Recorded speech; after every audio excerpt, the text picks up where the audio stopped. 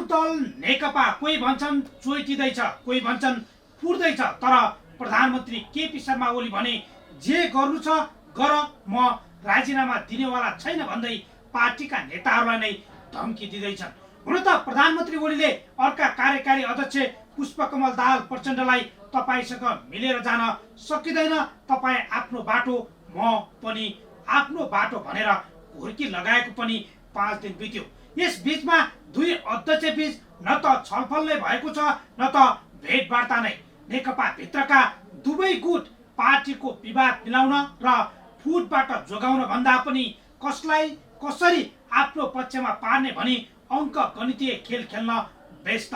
दोस्रो वरियताका नेताहरूले पार्टी फुट्नु हुन्न, दुई अध्यक्ष बीच संवाद हुनुपर्छ भनिरहँदा प्रधानमन्त्री सार्वजनिक कार्यक्रममा गई कुनै पनि परिस्थितिमा राजीनामा दिन्न मात्रै भनिरहेका छैनन्। अर्का अध्यक्षले बोलाउने बैठक होस् वा पार्टीको सचिवालय बैठक, स्थायी कमिटी, केन्द्रीय समिति बैठक कतै पनि नजाने र बैठकले गरेका कुनै पनि निर्णय नमान्ने सम्मको धम्की दिँदैछन्। यो रणनीतिलाई कतिपयले अर्का अध्यक्ष दाहाललाई गलत्याउने प्रपञ्च भनिरहँदा उनै ओली पार्टीको समीकरणमा अल्पमतमा छन्, जसको पछिल्लो उदाहरणको रूपमा पार्टीका उपाध्यक्ष वामदेव गौतम र राष्ट्रपति विद्यादेवी भण्डारीको भेटवार्ता र त्यसमा गरिएका कुराकानी। नेकपाबाट राष्ट्रपति बनेकी भण्डारीले समेत फुटबाट बचाउन हार गुहार गर्नु परेको छ। जनताको सवालमा पटक्कै नबोल्ने राष्ट्रपति पार्टी उपाध्यक्ष गौतमलाई बोलाएर पार्टी मिलाउन हार गुहार गर्छिन्।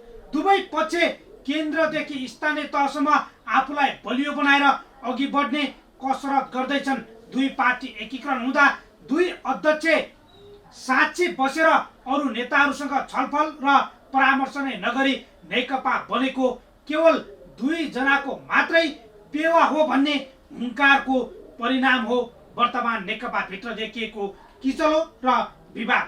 तत्कालीन नेकपा माओवादी युद्ध लड्दाका सारथीहरू छिन्न भिन्न पारी आफू सधैँ सत्तामा पुग्न र टिकिरहनका लागि पार्टी एकता गरेका अध्यक्ष द्वयको ताण्डव नृत्यको शिकार बन्न पुग्यो नेकपा।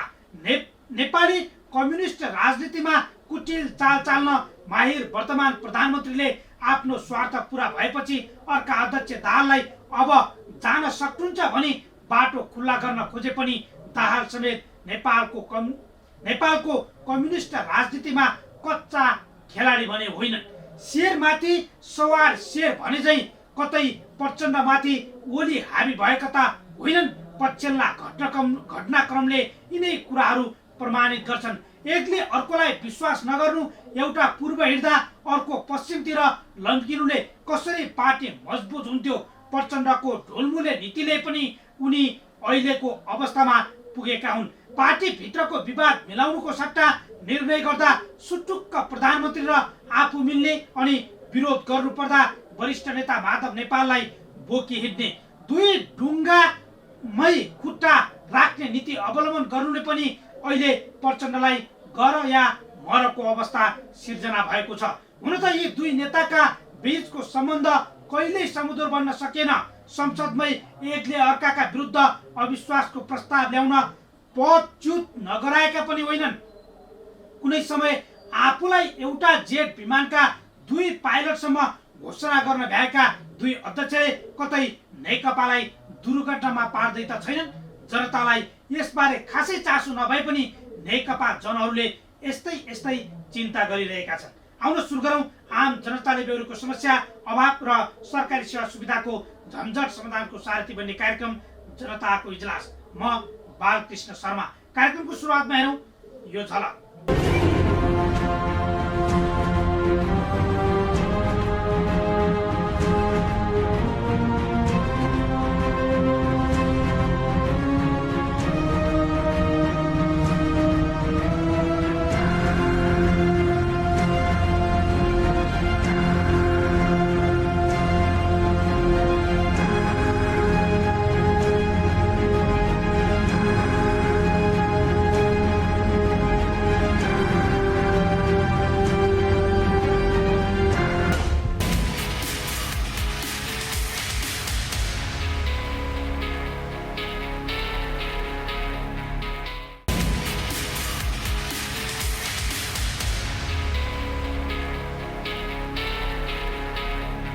स्वागत छ कार्यक्रम जनताको इजलासमा। आज हामी कोरोना कहरमा जनताले पाएको शास्ति र जोखिमका बीच चल्दै आएको व्यवसाय अनि जनजीविकाका विषयमा केन्द्रित हुनेछौँ।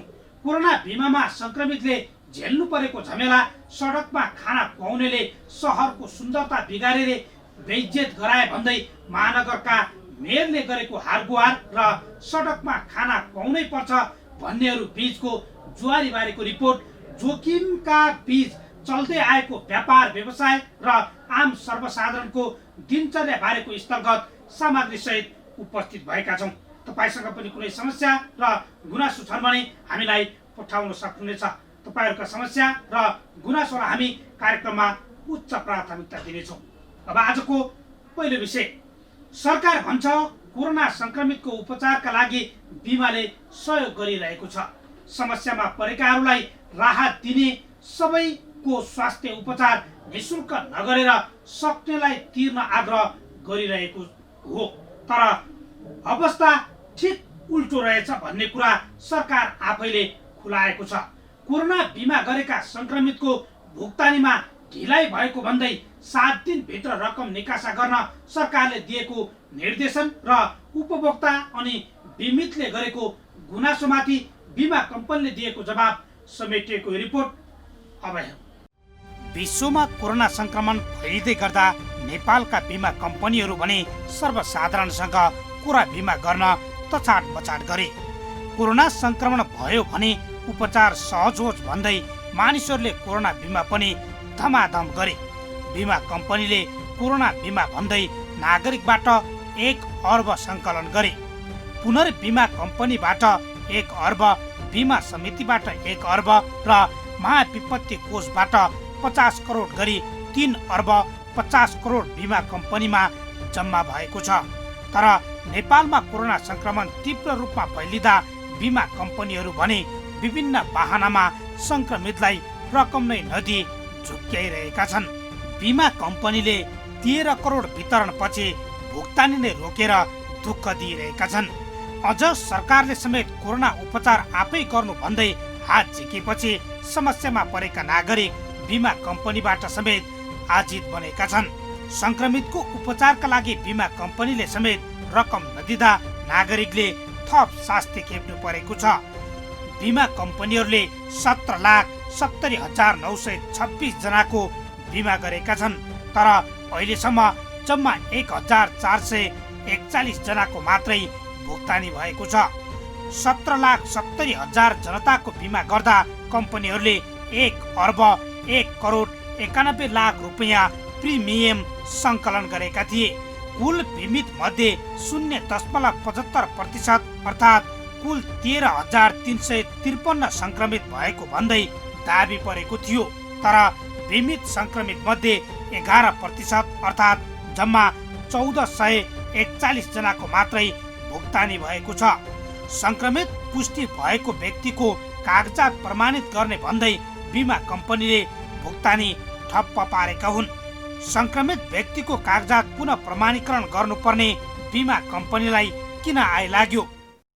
वितरण गरेको त नेपाल सरकारको स्वास्थ्य मन्त्रालय अन्तर्गत रहेको जुन सरकारी छन् सुविधा भयो, स्वास्थ्य मन्त्रालय डिरेक्ट तोकेको छ नि। सरकारी अर्थमा सरकारले नै बिसिआर गरिदिनु भयो।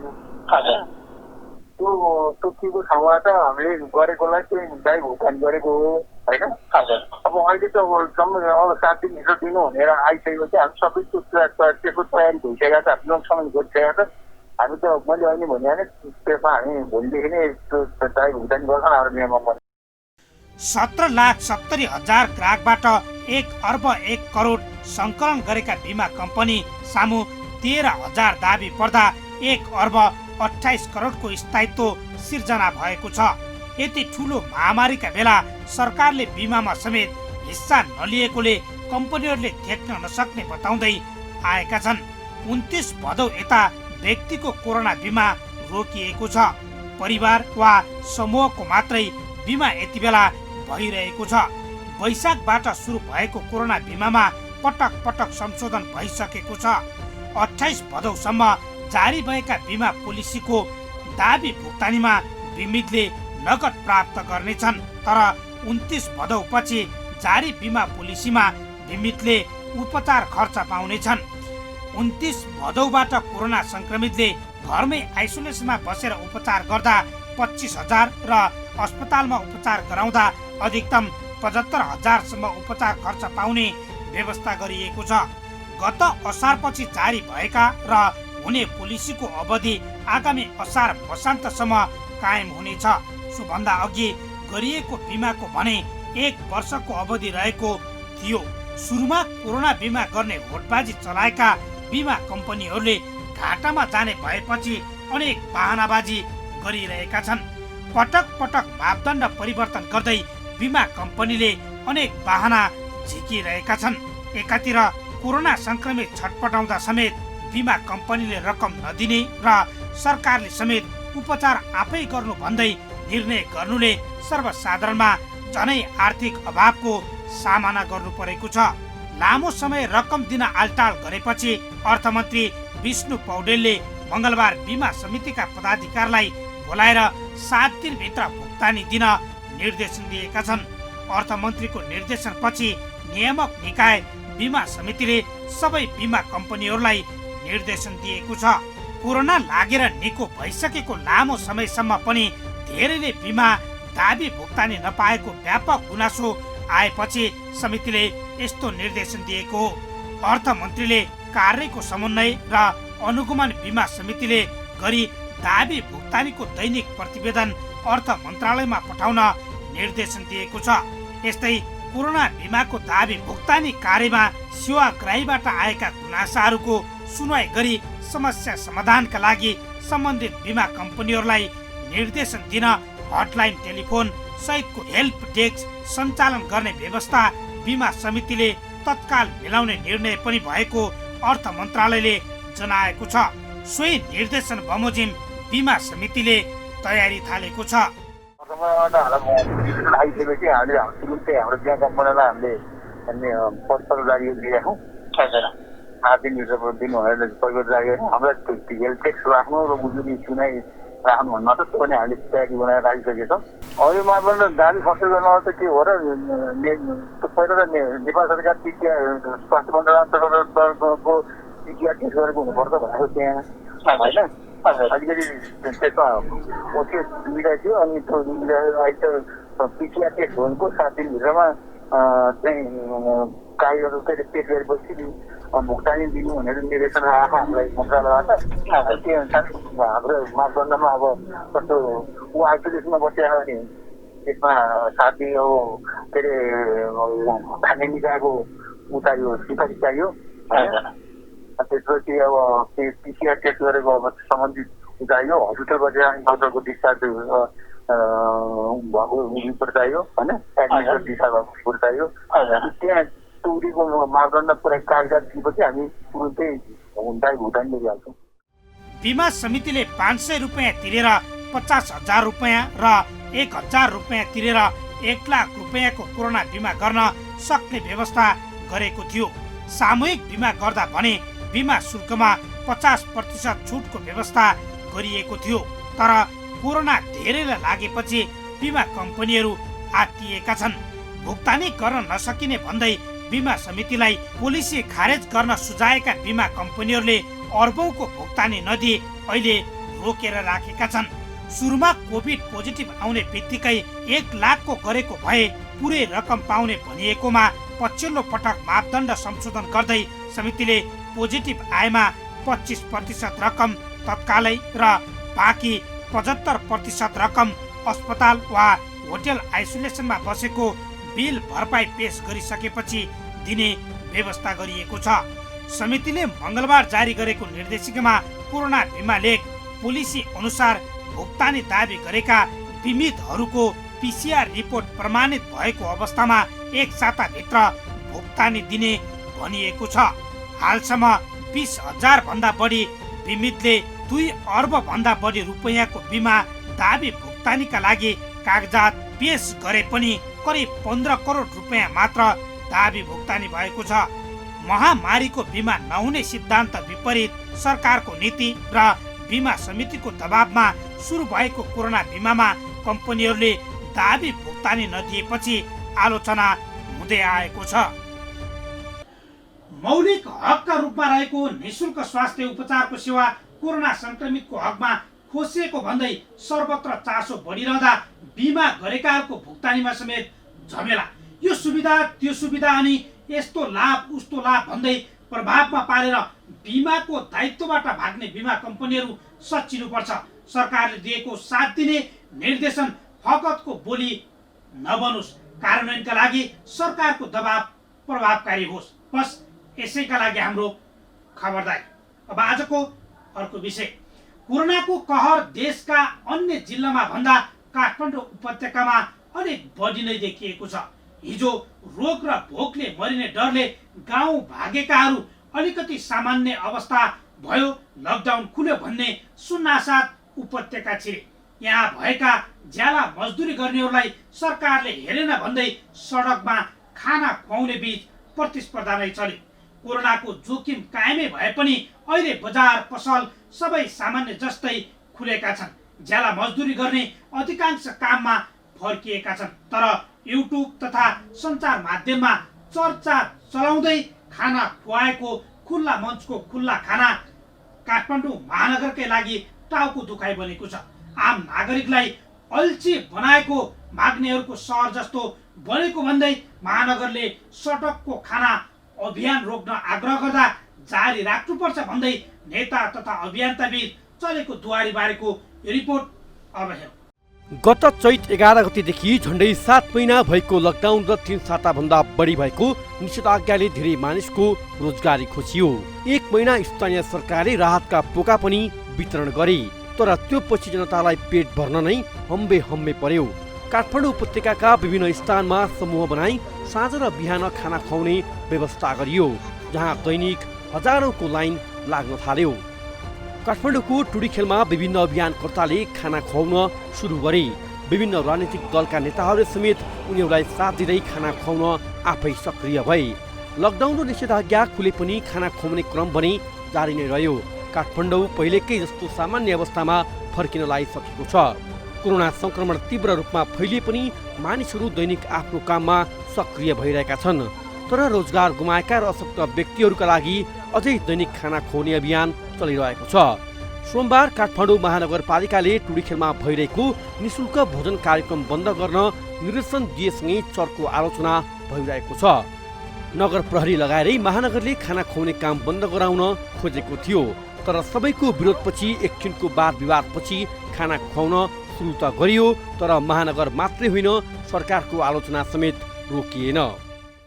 होइन, यदि खाना नखुवाउने हो भने सरकारले ल्याएर खुवाओस् न, होइन मेयरले ल्याएर खुवाओस् न।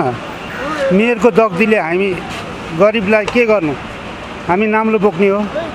कहिले कमाइ हुन्छ, कहिले कमाइ हुँदैन। कमाइ नहुँदाखेरि त हामी भोक भोकै त मर्न सक्दैनौँ। बाँच्नुको लागि त पेट त पाल्नै पर्यो। यदि सक्छ भने उसले एसी बन्द गर्छ भने उसले आफै ल्याएर दियोस् न, हो त्यो मजा आउँछ नि त। होइन भने अरूले बाँडिरहेको ठाउँमा किन नल्याउनु भनेर भन्नु, त्यो कुनै तरिका हो? त्यो कुनै नियम हो? यो अहिले राम्रो भइकन पनि यो किन, यो कसरी रोके, कुन तरिकाले रोके, होइन? अब हामी त नाम्लो बोक्ने हो, हामी त बाध्यता रूपले हामी त पेट त पाल्नै पऱ्यो। घरमा परिवार छन्, परिवारलाई पनि खुवाउनै पऱ्यो। तर यो कुन तरिकाले रोक्नु भयो, के हो कसो हो, अब तपाईँहरूलाई चाहिँ कस्तो लाग्छ? होइन, हामीले यो युद्ध गर्नै पर्छ भनेर भन्नुहुन्छ भने पनि त्यही अनुसार को हुन्छ, होइन? यति बेला टुडीखेलमा दैनिक 100 जनाले खाना खाइरहेका छन्। हुन त संविधान दिवसका दिन राष्ट्रपति, प्रधानमन्त्री लगायतका उच्च व्यक्तिहरू सैनिक मञ्चको कार्यक्रममा सहभागी हुँदा पनि 100 जना रित्ता थालसँगै लखेटिएका थिए। उति बेला पनि सरकारको चर्को आलोचना भएको थियो, तर न महानगरले उनीहरूको समस्या र पीडा सुन्यो, न त सरकारले नै त्यसको व्यवस्थापनका लागि केही पहल नै गर्यो। नगर प्रहरी नै लगाएर खाना खुवाउने काम बन्द गर्न लागि परेको काठमाडौँ महानगरको सामाजिक सञ्जालदेखि राजनीतिक दलका नेताहरूले समेत आलोचना गर्न थालेपछि अन्ततः मेयर विद्यासुन्दर साक्यले पत्रकार सम्मेलन नै गर्नु परेको छ। बुधबार मेयर साक्यले महानगरको बचाउ गर्दै जथाभावी लाइन लगाएर खाना खुवाई स्वास्थ्यमाथि नै हेलचेक्राइ गरी उनीहरूकै कथा व्यथा बेचेर विश्वमै ऐतिहासिक र सांस्कृतिक सहरका रूपमा परिचित काठमाडौँ मागी खानेहरूको सहर हो भनी विश्वलाई चिनाउने प्रयास कसैबाट नहोस् भन्ने चाहना आफ्नो भएको दाबी गरे। काठमाडौँ महानगरपालिकाले 1,50,000 भन्दा बढी परिवारलाई राहत वितरण र 2,50,000 बढीलाई खाना खुवाउने कार्य गरेको थियो। लामो समयको लकडाउनपछि पनि कोरोनाको महामारीबाट मुक्त हुन नसकेको अवस्थालाई ध्यानमा राख्दै काठमाडौँ महानगरपालिका क्षेत्रभित्र बसोबास गरिरहेका काम गर्न सक्ने तथा कोभिडका कारण बेरोजगार भएकाहरूलाई उनीहरूको सामर्थ्य र सिपको आधारमा रोजगारी दिई काठमाडौँ महानगरपालिकाले जीवन निर्वाहका लागि पारिश्रमिक दिने कार्यको थालनी गरेको पनि जानकारी गराउन चाहन्छु। महामारीका कारण रोजगारी गुमेर खान नपाएका कोही पनि महानगरवासी हुनुहुन्छ भने उहाँहरूले आफू बसेको सम्बन्धित वडा कार्यालयमा सम्पर्क गरेको अवस्थामा उहाँहरूलाई कसैलाई पनि भोकै बस्न नपर्ने गरी सहयोग गर्ने काठमाडौँ महानगरपालिका प्रतिबद्ध छ। कोरोना महामारीका कारण रोजगारी गुमी केही समयका लागि हातमुख जोड्ने समस्याले पेट भर्नको लागि ताँटी लागेका नागरिकहरूको निर्रोष अनुहारलाई सामाजिक सञ्जाल लगायतमा व्यापक बनाउन कसैलाई क्षणिक लाभ पुगे पनि सम्बन्धित नागरिकको आत्मसम्मानलाई भने यसले आघात पुर्याउने कुराप्रति हामी सबै सचेत हुनै पर्दछ। काठमाडौँको पुरानो बसपार्क लगायतका विभिन्न सार्वजनिक स्थलहरूमा फोहोर, धुलो धुवा र भिडभाडका बीच स्वास्थ्य सुरक्षा सम्बन्धी मापदण्ड सामान्य मापदण्ड समेत पुरा नगरी अस्वस्थ र असुरक्षित तरिकाले खाना खुवाउँदै आइरहेको भने जनस्तरबाटै गुनासो आउने गरेको कुराप्रति पनि हाम्रो ध्यानाकर्षण भएको छ। कुनै पनि मानवीय सेवा यदि स्वच्छ भाव र स्वार्थरहित ढङ्गले प्रदान गरिएको छ भने त्यसलाई आडम्बरपूर्ण सार्वजनिक प्रदर्शनको विषय बनाउन आवश्यक हुन्न। समस्यामा परेका श्रमिक, गरिब र असहायलाई खाना खुवाउने कार्यमा काठमाडौँ महानगरपालिकाको कुनै वैरभाव छैन।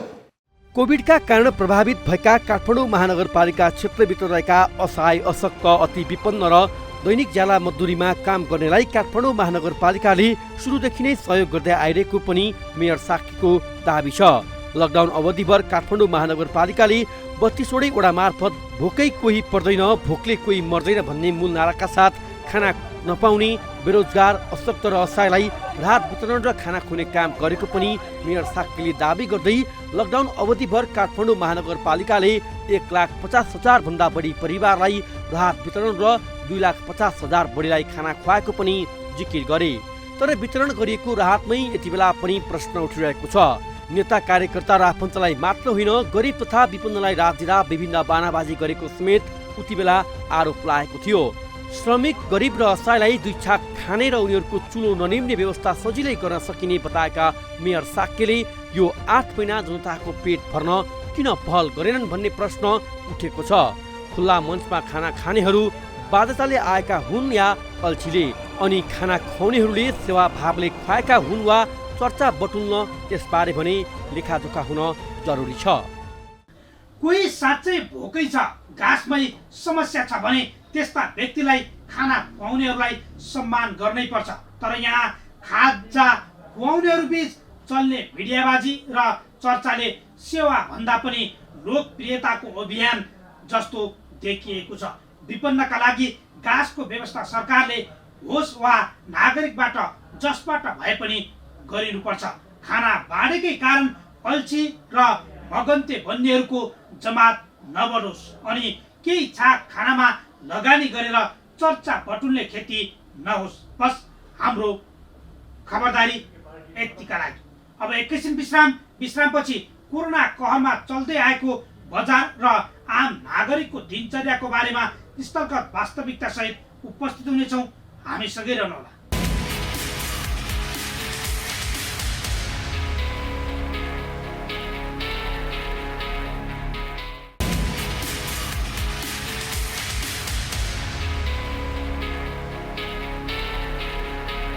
विश्रामपछि स्वागत छ। तपाईँ हेर्दै हुनुहुन्छ कार्यक्रम जनताको इजलास। आज हामी कोरोना महामारी र आम जनताको दिनचर्या कसरी बितेको छ भन्ने विषयमा केन्द्रित भएका छौँ। आज हामी होलसेल बजारका कारण भिडभाड हुने न्यू रोड क्षेत्रको बजारमा पुगेका छौँ। कोरोना महामारी, चल्दै आएको व्यापार र अपनाइएको स्वास्थ्य सावधानी बारेको स्थलगत रिपोर्ट अबका क्रममा। नमस्कार। यति बेला विश्व समुदाय कोभिड-19 कोरोना महामारीको त्रासमा छन् र विश्वका अधिकांश देशहरू यति बेला कोरोना महामारीको दोस्रो लहरको सामना गरिरहेका छन् र लकडाउन खुलिसकेका कतिपय युरोपियन मुलुकहरूमा पुनः लकडाउन सुरु भएको छ। युरोपका थुप्रै देशहरूमा कोरोना महामारीले फेरि पनि दोस्रो लहर मार्फत त्राइमाम बनाइरहँदा नेपालमा भने सबै क्षेत्र यति बेला करिब खुल्ला जस्तै भएको छ। यातायातका केही सवारी साधनमा जोर बिजोर प्रणाली लागू गरेर अनाहकमा सर्वसाधारणलाई दुःख दिने काम सरकारले गरिरहेको छ भने बाँकी सबै क्षेत्र खुल्ला जस्तै छन्। केही मनोरञ्जनात्मक क्षेत्रहरू रेस्टुरेन्ट, बार, डिस्को, डान्स लगायतका रात्रिकालीन मनोरञ्जनात्मक क्षेत्र र फिल्म हल बाहेकका सबै व्यावसायिक क्षेत्र पनि खुलेका छन्। आज हामी साबिकको समयमा, सामान्य समयमा निकै भिडभाड हुने, निकै नै उपभोक्ताहरूको, व्यवसायहरूको एउटा उपस्थिति बाक्लो हुने न्युरोड क्षेत्रमा आइपुगेका छौँ। के छ कोरोना महामारीको रोकथामका निम्ति आम नागरिकले, व्यवसायले के कस्तो स्वास्थ्य सावधानी अपनाइरहेका छन् र स्वयं नागरिकहरू कति सचेत छन् त? यो रोकथामको दायित्व सरकार एक्लैको होइन, हरेक नागरिक सचेत हुनुपर्छ। हरेक देशवासीकै जिम्मेवारी हो कोरोना महामारी नियन्त्रणका निम्ति। यसको बारेमा हामी यहाँका स्थलगत वास्तविकतासहित सर्वसाधारण र व्यवसायीसँग कोरोना महामारी नियन्त्रणका निम्ति स्वास्थ्य सावधानी लगायतका सचेतनामा नागरिकको उपस्थिति कस्तो छ यसको बारेमा देखाउनेछौँ। हामी न्युरोडको रञ्जना गली क्षेत्रमा आइपुगेका छौँ। यो कपडा का होलसेलको हिसाबले निकै नै चर्चित स्थान पनि हो र कोरोना महामारीको बन्दाबन्दीको समयमा सुनसान भएको यो क्षेत्र साबिकको समय जस्तै, कोरोना महामारी नहुँदाको समय जस्तै खुल्ला भएको छ र यहाँ ओहोर दोहोर हामीले व्यापार व्यवसाय, किनमेल र भिडभाड उस्तै देखिरहेका छौँ। के कस्तो सावधानी अपनाइएको छ, यहाँ आउने उपभोक्ता कति सुरक्षित महसुस गरिरहेका छन्, यसको वास्तविकता हामी पसलबाट, यहाँ आउने उपभोक्ताबाटै लिनेछौँ। सहज त के सहज, त्यस्तै हो। यहाँ अलिअलि कता होइन सुरक्षित यतातिर जानु पर्ने छ, अर्को ड्युटी छ, त्यही भएर अलि बिजी छ। काम गर्दा डर त छ नि, डर किन नहुनु लागिसक्यो। म यतातिर सामान किन्न आउनु हजुर। कस्तो छ स्वास्थ्य सावधानी पसलहरूमा अपनाएको देख्नु भएको छ? कसरी आफूलाई कस्तो महसुस गर्दै आउनु भएको छ? अहिले कोरोना महामारी घटेको पनि छैन, घट्ने त घटेको त सधैँ छैन। अब यहाँ चाहिँ अहिले भित्रको हिसाबमा अब त्यही सेनिटाइजिङ हुने, यहाँबाट सेनिटाइजर भएर जान्छ मान्छे होइन। भित्र पनि अब मास्क अब तपाईँको सेनिटाइजर लगाएरै पैसा दिने गरिरहेको छ क्या। मान्छे त धेरै मात्रामा भित्र गएको छ, भन्न सकिन्न कसलाई के छ, कोरोना कसलाई छ भनेर। जोखिम त यस्तो ठाउँमा जोखिमै हो, तर सावधानी पनि अपनाएको छ। पसलको हजुर होइन किन्न आउनुभएको सामान हजुर पसलको हजुर कसरी व्यापार गरिरहनु भएको छ? भिडभाड बढिरहेछ, भिडभाड त बढिरहेको छ। अब यस्तो छ क्या, अपनाउनु त हामीले अब अपनाइराखेकै छौँ, सक्ने छ। मास्क प्रयोग गरिराखेका छौँ, आउने कस्टमरलाई पनि हामीले मास्क दिएकै छौँ होइन। जस्तो सेनिटाइजरहरू अब जस्तो क्यास दिँदाखेरि सेनिटाइजरहरू पनि हामी प्रयोग गरिरहेकै छौँ सबैलाई। अब बजारमा भिडभाड धेरै हिँडेको देख्दा चाहिँ अब यो जोखिमको महसुस गर्नु भएको छ कि कस्तो? जोखिम त अब के गर्ने, अब बानी परिसक्यो जस्तो लाग्छ हामीलाई पनि। अब जोखिम त अब देखिहाल्नु भएको छ बजारको स्थिति होइन। अब आफै सतर्क भइरहेका छौँ हामी चाहिँ। उपभोक्ता पनि सतर्क हुनु पर्यो, व्यवसाय हुनु पर्यो, सतर्क हुनु भएको छ। सकेसम्म हामीले सतर्क हुने कोसिस गरेका छौँ। आफूले गर्दाखेरि अरूलाई नहोस् भन्ने त हाम्रो चाहना हुन्छ नै होइन। तैपनि यो भिडभाडले गर्दाखेरि बस्न चाहिँ गाह्रो छ होइन। किनमेल गर्नेहरूको भिडभाड हामीले धेरै नै देखिरहेका छौँ। दिदीसँग, यहाँ दिदी हुनुहुन्छ पसलमा, हामी थोरै यहीँबाट कुरा गर्छौँ। दिदी स्वागत छ यहाँलाई। नमस्कार। व्यापार गर्नुभएको छ, अहिले ग्राहक आउन थाल्यो? हजुर आउन थाल्नु भएको छ। हजुर कतिको जोखिम छ? अब यहाँ भिडभाड हुन्छ, व्यापार गर्नुपर्छ, सबैजना आफू आफू सतर्क भएर अलग अलग बसेर एउटा भिड भयो भने अर्को पस्नुहुन्न होइन। मास्क लाउनुहुन्छ, आफूले सेनिटाइजर बोकेर हिँड्नुभएको छ, आफ्नो सुरक्षा आफै गर्दै हुनुहुन्छ। सरकारले हाजिकै आफू नागरिकले आफ्नो सुरक्षा आफैले गर्नु पर्यो। सरकारले हारिदियो भनौँ न, छोडिदियो, नागरिकले आफ्नो सुरक्षा आफै गर्नुभएको छ, आफै हिँडिरहनु भएको छ। जे होस् अब चाहिँ नागरिक सबै त सुरक्षित भयो, व्यवसाय चाहिँ कसरी सुरक्षित हुने, के विधि अपनाउनुहुन्छ? अब हामीले पनि त्यही हो, बिहान हामी यसरी बसेर छौँ, अलग अलग हुन्छ, पैसा सेनिटाइजर लाउने। अब पहिला त व्यापार छैन, भिडभाड छैन बाबु, भिडभाड छैन। एउटा मान्छेहरू आउने, एउटा जानेहरू हुन्छन्। त्यसले गर्दाखेरि धेरै भनौँ न जोखिम त छ, डराएर पनि पेटको लागि काम गर्नु परेको छ। पक्कै पनि हामी आम दर्शकलाई यो सिधै अगाडिको एउटा रेस्टुरेन्टमा पनि देखाउन चाहन्छौँ। यसरी सरकारले मनोरञ्जनात्मक व्यवसाय रेस्टुरेन्ट व्यवसायलाई अझै पनि स्पष्ट रूपमा खोल्न निर्देशन दिइसकेको छैन। यद्यपि स्वघोषित रूपमा थुप्रै व्यवसायहरू खुलेका छन्। जोखिम त छँदैछ, तैपनि जोखिमका बिच व्यवसाय चलाउनु पर्ने, पेसा गर्नुपर्ने, काम गर्नुपर्ने बाध्यता आम नागरिकमा हामीले देखिरहेका छौँ। हामी सँगैको रेस्टुरेन्टमा के कस्तो सुरक्षा सावधानी अपनाएर व्यवसाय गरिएको छ जानकारी लिनेछौँ। डर त छ, डर भए पनि के भन्नु, खानै पर्छ बाहिर हिँडेपछि। त्यो हुन्छ, भोक लाग्छ। हाम्रो हामी पसलमा पनि थोरै दाइ स्वागत छ। धन्यवाद हजुर। व्यवसाय चलाउनै पर्यो, राम्रो समयसम्म बन्द गरेर राख्न सकेन। हजुर हजुर। अब जोखिम कतिको अनुभव गर्नुभएको छ व्यवसाय? जोखिम त धेरै अनुभव गरेको छ। जोखिम त के होइन, पसल चलाउनै पर्यो, सबै पैसाले खर्च हुन्छ, पैसा लिनै पर्यो, सुरक्षा अपनाएर त्यहाँ गरिरहेको छु। कसरी जोगिनु भएको छ? अब मास्क लगाएको छु, पन्जा लगाएको छु, सेनिटाइज युज गरिरहेको छु, सकेसम्म आफूले गर्न सक्ने भ्याएसम्म गरिरहेको छु। गरिरहेको छु हजुर, गरिरहेको छु। एक दुई घन्टामा तपाईँको चाहिँ सेनिटाइज गरिरहेको छु, चलाइरहेको छु। दिदी हुनुहुन्छ एकजना, हामी उहाँसँग खाजा खानुभयो? हजुर, खाजा खाएँ। कस्तो सुरक्षित महसुस हो बाटोमा हिँड्दा, पसलमा किनमेल गर्न जाँदा? आफूलाई सुरक्षित छु, कोरोनाबाट बच्छु होला जस्तो लाग्छ कि डराइ हिँडिरहनु भएको छ? के छ? बच्छु जस्तो त लाग्दैन है, हामीलाई एकदमै डर छ। जोखिम त हामीले मोल्न परिरहेको छ। के गर्ने, अब बाँच्न लागि पनि अब व्यापार गर्नै पर्यो। व्यापार नगर्ने भने त हामी फेरि गाह्रो हुन्छ होइन। व्यापारको लागि अब यो दैनिक उसको लागि पनि हामीलाई चाहिँ एकदमै जोखिम चलाउन जोखिम मोलेर व्यापार गर्नै पर्यो। धन्यवाद। के को लागि आउनुभयो? हामी अहिले किनमेलको लागि। हजुर। कतिको छ यो भिडभाड हेर्दा? पसलमा जानुपर्छ, गाह्रो छ, किनमेल गर्नुपर्छ। अहिलेको उसमा चाहिँ अब हामी डराइ गरिरहेको छौँ होइन। पहिला जस्तो त सहज छैन। पहिला अब मन परेको कुराहरू देख्ने बित्तिकै अब लिन सकिन्थ्यो भने अहिले चाहिँ अब डराइ लिनु छुनु पनि गाह्रो छ। सबैले त्यही छुइरहेको हुन्छ नि, त्यो भएर पनि अलिक गाह्रो छ पहिलाको भन्दा। यो सरकारले चाहिँ कोरोना रोकथाम गर्न सकेन अथवा नागरिक आफै सचेत भएनन्, के भन्नुहुन्छ तपाईँ? त्यसको लागि त हामी नै हो अब सचेत हुनुपर्ने होइन। अब त्यसको लागि त सरकारलाई त के भन्नु र, अब आफैले गर्नुपर्ने हो। नागरिक खासै सामान्य हो भनेर व्यवस्था गर्दा यो जोखिम बढेको अनुभव हो? त्यो अनुभव छ मलाई। हजुर, त्यस्तो लाग्छ। हस्, धन्यवाद। धन्यवाद। पक्कै पनि हामी यहाँ यो होलसेल बजार क्षेत्र, कपडाको होलसेल बजार क्षेत्रका दृश्य देखाइरहेका छौँ। यहाँ यस्तो छ, सरकारले निश्चित व्यक्तिहरू मात्रै समूहमा बस्न भनेर लगाएको प्रतिबन्ध अझै खुलेको छैन, तर सयौँको सङ्ख्यामा यसरी यो पसल व्यवसाय भएका क्षेत्रमा उपभोक्ताको उपस्थिति हामीले देखिरहेका छौँ। सामान लोड गर्ने काम, किनमेल गर्ने काम, हिँडडुल गर्ने काम चाहिँ भइरहेको हामी देख्न सक्छौँ। उपभोक्ताहरू डराइ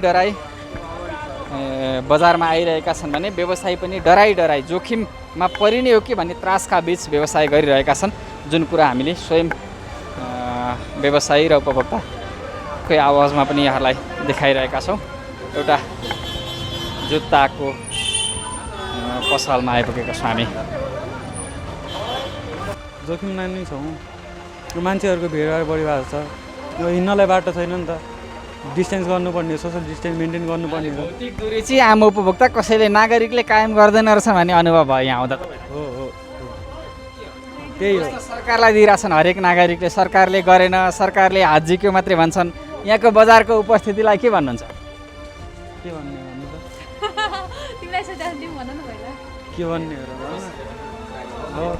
किनमेल गर्न आउनु भएको छ, किनमेल गर्नै पर्यो, कतिको जोखिम छ? जोखिम त निकै बढ्दै गइरहेको छ दिन प्रतिदिन। जस्तो जस्तो यो भिडभाड बढ्दै छ त्यस्तो कोभिड-19 पनि बढ्दै गइरहेको छ। र सरकारले पोलिसीहरू ल्याइरहेछ, त्यस पोलिसी लागू गरेको छैन।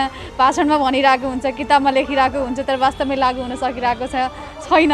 दिन प्रतिदिन बढ्दै गइरहेको छ जोखिम त। जस्तै यो व्यापार व्यवसाय खुला छ, अब चाहिँ मनोरञ्जनात्मक क्षेत्र र यो जोर बिजोर गाडीमा मात्रै लागु भएको छ, अरू सबै खुल्ला भइसकेका छ। यसमा यति हुँदाहुँदै सरकारले विभिन्न किसिमका स्वास्थ्य सावधानीका उपाय अपनाउनुहोस् भनिरहेछ, तर यो बजारमा नागरिक आफू सचेत भएको पाउनुहुन्छ या हुन्न हिँडडुल गर्दा? नागरिक सुरुमा चाहिँ अलिक सचेत भएकै हो होइन, उहाँहरूले केयर गर्नु भएकै हो। अब यो लकडाउन भन्यो, त्यसमा लकडाउन मात्रै विकल्प रहेन, मान्छेको आवश्यकता बढ्दै गइरहेको छ होइन। आफ्नो केयर गर भनेको छ। अब लकडाउन भनिदिन्छ, बिजनेस गर्नेलाई बिजनेसमा कति घाटा परिरहेछ, कति मान्छे सुसाइड गर्न बाध्य भइरहेको छन्। यसले गर्दा चाहिँ अब सुरुमा चाहिँ नागरिक चाहिँ सचेत भएकै हो, नभएको होइन। अब सरकारले एउटा राम्रो पोलिसी ल्याउन सकेन, विकल्प खोज्न सकेन, नागरिकले अब घरभित्रै बसेर भोकभोकै पर्नु भएन। सबै आफ्नो काममा निकै सबैलाई थाहा छ कोरोना बढ्दै गइरहेको छ, जोखिम पनि बढ्दै, सबैलाई थाहा छ। तर बाध्यता, सबैजनाको बाध्यता। जस्तै हामीलाई पनि थाहा छ भिडभाडमा हिँड्नु हुँदैन, भिडभाडमा हिँडेन भने बिजनेस चल्दैन, बिजनेस चलेन भने घरको रोटी पाउँदैन, खाना पाउँदैन भनेपछि त विकल्प अब नागरिक सचेत मात्रै हो, सरकार सचेत हुनुपर्ने हो खासमा चाहिँ, त नागरिक मात्रै सचेत भएर हुँदैन। नागरिक चाहिँ सचेत, नागरिक एकदमै सचेत हो, बाध्यता हो, उहाँहरूको बाहिर निस्किनु भिडभाडमा हिँड्नु बाध्यता हो, तर सरकार चाहिँ सचेत हुन सकिरहेको छैन। व्यापार गरिरहेको छु जेने त्यो भन्दा नि अब खासै छैन हजुर, एउटा बाध्यता हो यो पनि। बहिनीले अघि नै भनिसक्नुभयो, एउटा बाध्यता हो हाम्रो पनि, उहाँहरूको पनि एउटा बाध्यता हो। त्यही हो, यो त भइसक्यो नि 3 महिना 4 महिना भइसक्यो, जोखिमको बिचै खोलिरहेको। सरकारले चाहिँ भरपर्दो विकल्प त दिन सकेन जस्तो होइन, यस्तो हो अब नेपालको स्थितिमा यस्तै छ, यसरी नै चलिरहने हो। अब सरकारले स्वास्थ्य प्रोटोकल यो गर्नुहोस् है जोखिमबाट बस्न भनेको छ नि। तपाईँले यहाँ व्यापार गर्दा यसो बाटोमा आएका उपभोक्तालाई हेर्दा एकै ठाउँमा 10-15 जना भिड गरेर आएर यहाँभित्र गुर्र छिरेको हेर्दा के अनुभव गर्नु? त्यही त, यो ठाउँ भिडै हुने ठाउँ हो होइन, यो रोडको एकदम व्यस्त क्षेत्र हो यो ठाउँ धेरै भिडै हुने ठाउँ हो। अहिले त अब सिजनै भइहाल्यो हेर्नुहोस् होइन, दसैँ तिहार भनेको मेन सिजन हो। यो भिड नहुँदा नगरौँ भन्दा पनि भिड हुने ठाउँ हो यो। त्यसैले अब जति सतर्कता अप्नाए पनि या भिडै हुने ठाउँ हो यो। सरकारले तोकेका स्वास्थ्य सावधानीका मापदण्ड पालना गर्नु चाहिँ आम उपभोक्ताको दायित्व हो। केही स्थानमा भने हामीले यसरी प्लास्टिक राखेर जोखिमलाई केही घटाउने काम गरेको हामीले देखिरहेका छौँ। यद्यपि उपभोक्ताको भिडभाड बढ्दा भने थप जोखिमको आकलन गर्नुपर्ने अवस्था छ। दाइ स्वागत छ।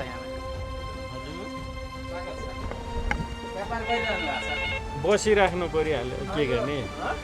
अलिकति सेक्युरिटी मेन्टेन गरेको छ भनेर मास्क नलाइ होइन, मास्क लगाइरहेको पनि लगाएर बस्छ। डर महसुस गरेर व्यापार गर्नुभएको छ कि अब कोरोना यस्तै हो केही पनि हुन्न भनेर? होइन, त्यस्तो छैन, हुन छ, ज्वरो सबैले आइरहेको छ, तर जति सक्दो केयर गरेर बसेको हो। अलिअलि त भइहाल्छ, के गर्ने, व्यापार पनि गर्नै पर्यो, मार्केटमा आउनै पर्यो। यो देशमा सरकार छ भन्ने अनुभूति नै भएन। सरकारको यो अवस्था छ, कुनै पनि जनतालाई सरकार छ भन्ने अनुभूति नै भएन। त्यो अनुभूति नागरिक सरकारले यत्रो खर्च गरे, खर्बौँ खर्च गऱ्यौँ रोकथाममा, सचेतनाको लागि गऱ्यौँ भनिरहेछ। त्यसको प्रतिफल चाहिँ तपाईँको केही पनि पाएन। देशले, राज्यले, नागरिकले सरकारले चाहिँ सीमित मान्छे हिँड्नुहोस्, भिडभाड नगर्नुहोस्, भौतिक दूरी कायम गर्नुहोस्, सबैले स्तरमा सबैले तपाईँको आफ्नो लागि प्रिकसन लिइरहेछ, तर सरकारको तर्फबाट कुनै तपाईँको त्यस्तो मतलब नागरिकलाई राहत दिने या सुरक्षा दिने या केही गर्ने त्यस्तो मतलब अनुभूति भइरहेको छैन जनतालाई। दिदी फेरि आउन मिल्छ, आउन मिल्छ, थोरै कुरा गरौँ है। व्यापार गरिरहनु भएको छ हजुर, कतिको ग्राहकहरू आउँछन्, के छ अहिले? पहिलाको दाजुमालाई अलिक कमै छ, भित्र बसेर म सुरक्षित छु भनेर मास्क लाउनु भएको छ। अहिले कस्टमर त्यति छिँदैन नि, त्यसको हिसाबले मात्रै कस्टमर आयो भने त राख्छु मास्क चाहिँ लाउनुहुन्छ। के छ यहाँ बसेर हेर्दा न्यु रोड क्षेत्र यसै पनि भिडभाड हुने, यहाँ बसेर बाहिर हिँडिरहेका उपभोक्ता अथवा नागरिकहरूलाई चाहिँ हेर्दा तपाईँलाई कस्तो अनुभव हुन्छ?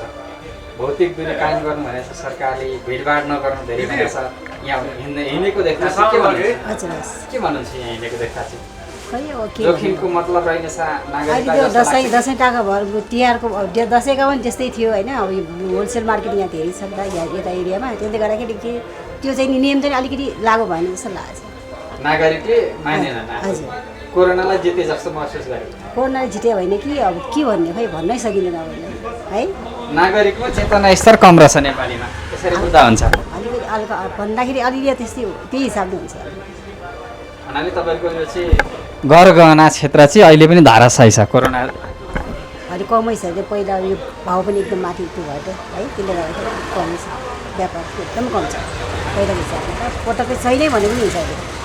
कतिपय व्यापार व्यवसायीले पुरानै लयमा फर्किन थाले पनि केही व्यापार व्यवसायमा भने कोरोनाको मन्दी कायमै छ। हामी न्यु रोड क्षेत्रका विभिन्न पसलहरूमा आम सर्वसाधारणको आवाज पनि जोडिरहेका छौँ र व्यवसायी के भन्छन् यसको बारेमा।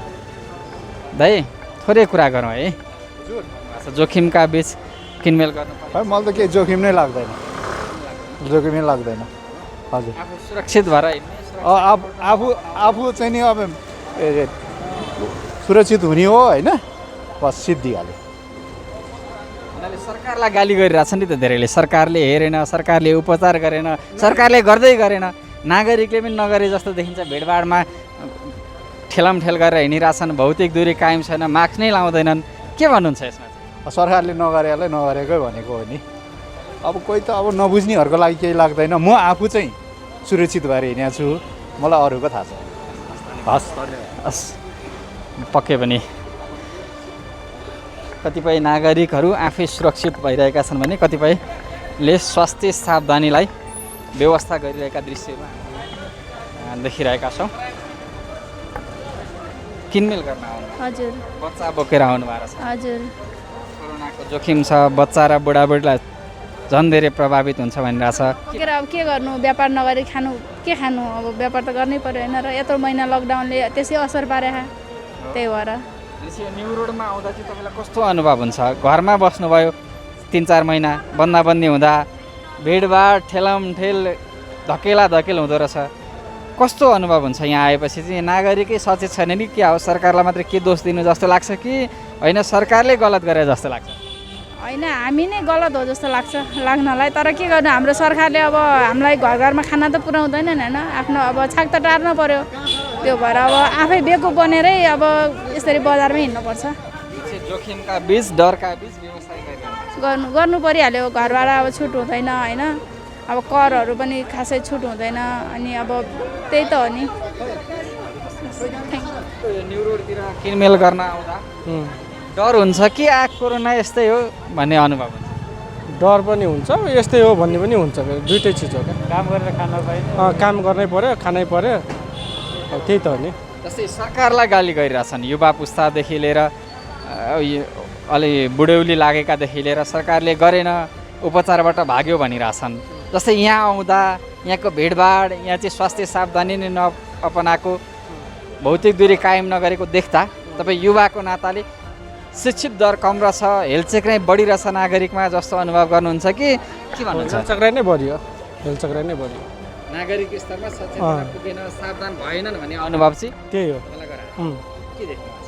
त्यही हो, सरकारलाई के गाली गर्ने हो, सरकारबाट केही गुनासो छैन, नागरिक स्तरमा ऊ भएन, त्यही हो, सुरक्षित भएन, सचेत भएन। आफन्त साथीभाइका नाममा भेटभाड गरेर जोखिम नबढाउनु भनिरहेको छ। विभिन्न सञ्चार माध्यम सामाजिक सञ्जाल मार्फत स्वास्थ्य सावधानीका उपायहरूबारे जानकारी गराइरहेको छ। तर नागरिक स्तरमा त्यसलाई पालना गर्ने दर भने निकै कम देखिएको छ र तिनै नागरिक सरकारलाई गाली गर्दै भनिरहेका छन् सरकारले उपचार सेवाबाट भाग्यो, सरकारले नागरिकलाई स्वास्थ्य उपचारका लागि दिनुपर्ने बेड दिनबाट भाग्यो, पूर्वाधार जो गर्नबाट भाग्यो। आखिर सरकारलाई गाली गरेर नागरिक स्तरमा सचेतना विस्तार नगर्ने र आफू सचेत नहुने भने कोरोनाको जोखिमबाट बस्ने चाहिँ कहिले होला? सरकारले केही कमजोरी गर्यो होला, सरकारले पूर्वाधार विकासमा रोकथामका निम्ति स्वास्थ्य सचेतनाका रूप फैलाउनका निम्ति भूमिका खेल्न सकेन होला। तर के नागरिकहरू यसरी भिडभाड गरिरहँदा, बजारमा आइरहँदा आफैलाई सचेत बनाउन लागि परेका छन् त? एउटा पहिलो प्रश्न त्यही नै हो। किनकि नागरिक स्तरमा भौतिक दूरी कायम गर्ने, मास्क लगाउने, सेनिटाइजर प्रयोग गर्ने, ग्लोभहरू लगाएर सुरक्षित नबन्ने हो भने सरकार एक्लैको प्रयासबाट यसको रोकथाम असम्भव प्राय छ। तपाईँ हामी सबै सचेत बनाऊ, स्वास्थ्य सावधानीका पूर्वाधारहरूको ख्याल गरौँ, कोरोनाबाट बचौँ र बचाउँ। बस हामी सबैलाई यही आह्वान गर्छौँ। सरकार जिम्मेवार बनेर उपचारको दायित्वबाट स्वास्थ्य पूर्वाधार बढाउने जिम्मेवारीबाट भाग्यो। यो जनस्तरबाटै लाग्दै आएको आरोप हो। सहर बजारमा बढेको भिडभाड र भौतिक दूरी सहितको स्वास्थ्य सावधानीमा देखिएको व्यवस्था रोकेर तपाईँ हामी हरेक नागरिक पनि सचेत बन्ने कि कोरोनाले व्यक्तिको सामान्य अवसावधानीले थप फैलावट पाउनेतर्फ सबै सचेत बनौँ। यी र यस्ता कुनै पनि पीडा व्यथा समस्या अनि गुनासोमाथि कार्यक्रम जनताको इजलास मार्फत निरन्तर खबरदारी गरिरहनेछौँ। व्यवसायीले नीति नियम मिचेर गरेका बदमासी, जनताको गुनासो र कथा व्यथासँगै सरकारी निकायबाट दिने सेवा प्रभावमा भए गरेका कमजोरी केलाएर हामी सुधारको प्रयास कार्यक्रम मार्फत खोज्नेछौँ। तपाईँ हामीलाई आफूले बेहोरेका समस्या र गुनासो स्क्रिनमा देखाइएको टेलिफोन नम्बर र इमेल ठेगानामा पठाएर समस्या समाधानको साझा आवाज भन्न सक्नुहुनेछ। हवस् त आजको लागि जनताको इजलास यति नै। फरक विषयवस्तु र तपाईँहरूकै गुनासो सहित अर्को कार्यक्रममा पुनः उपस्थित हुनेछौँ। प्राइम टाइम्स टेलिभिजन हेर्दै रहनुहोला। नमस्कार।